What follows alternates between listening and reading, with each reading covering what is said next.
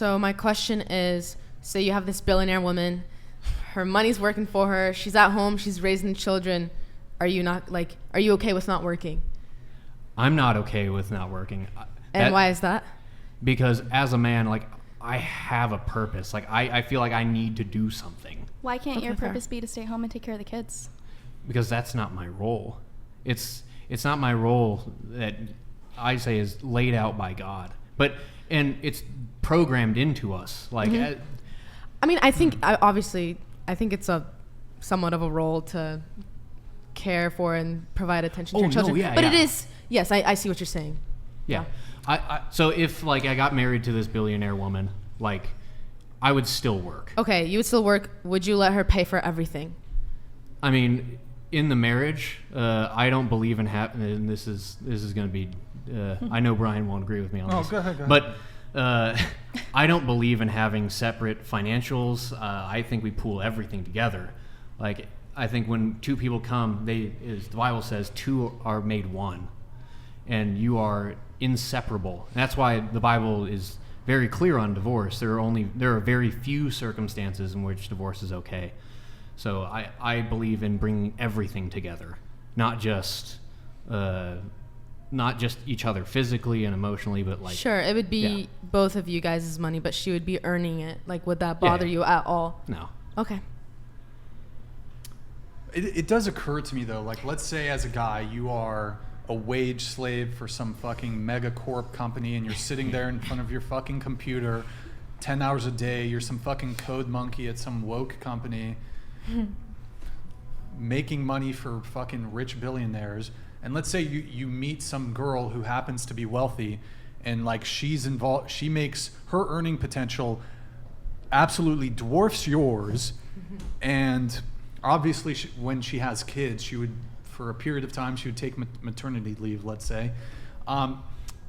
Is it that big of a, like, and let's say look, I get it, like, would that girl be attracted to you? That's the other question, because I think a lot of women who are high earners might not be attracted to a guy that they have to provide for. So it's like, these are very hypothetical scenarios that...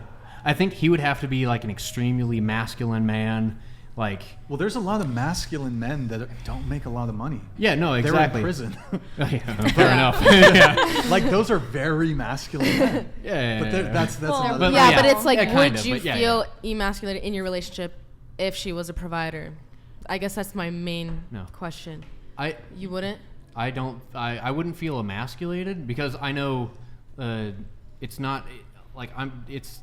Especially so in the Bible, it's not. It's shown that it's good that a woman makes money, but the point is that a man has a job, like, and he's doing something that has and to go to Brian's point, he shouldn't have a job where he's working for a corporation that exploits people or is pushing terrible politics or is hurting the world in general. So I would say any man that's in one of those businesses, get out. Let those businesses die. But I would say, like, so if this billionaire woman came to my life and was like, hey, let's get married, I would, if I were in one of those jobs, I would like quit my job and do something that I find is highly contributing to society. Yeah. So that might be electrician, it might be carpenter, whatever. It could be police officer, firefighter, something like that. So in the way you live your life and your beliefs, what are the roles of a man and a woman in the family? So from what I'm gathering, the woman nurtures and the man provides, right? Mm-hmm. So when, say you're in this hypothetical situation where the woman is providing, even though you're still working in the family, your role, your purpose is to provide. So in that family, you're not providing. Sure, you have a purpose with your job. Gotcha. Oh, but okay. Would that, right. I don't think provision is solely monetary. I think as a man, you're providing in a ton of different ways. Protection, so like guidance. So it's guidance. We do have to move on, but okay, if you sorry.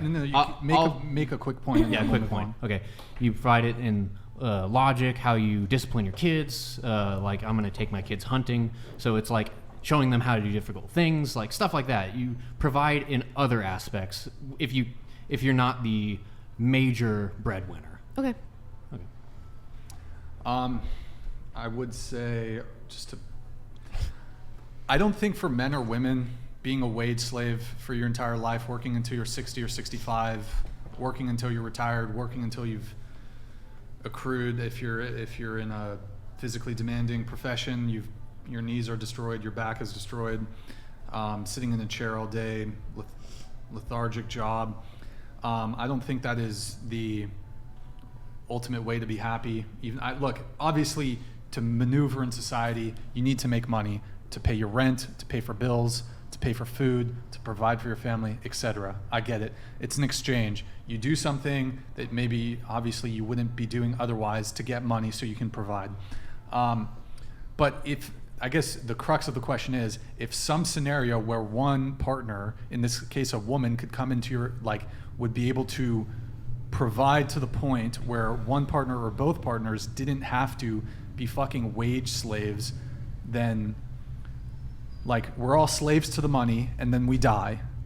And I personally don't find that all that fulfilling, but go ahead. But I think that given that scenario that you did meet and marry this billionaire woman, heiress, whoever she is, and neither of you had to work, maybe she wouldn't, maybe she'd stay at home with the kids, and that obviously gives her fulfillment and purpose. But I think for the man, you'd probably, especially if you're financially able, you would still find some other type of work that you felt fulfilled by, and it probably wouldn't be as vigorous and labor intensive because you had that financial stability and the ability to do that and with the resources that you have. But you would still find something to direct your efforts to that you felt was a contribution to society.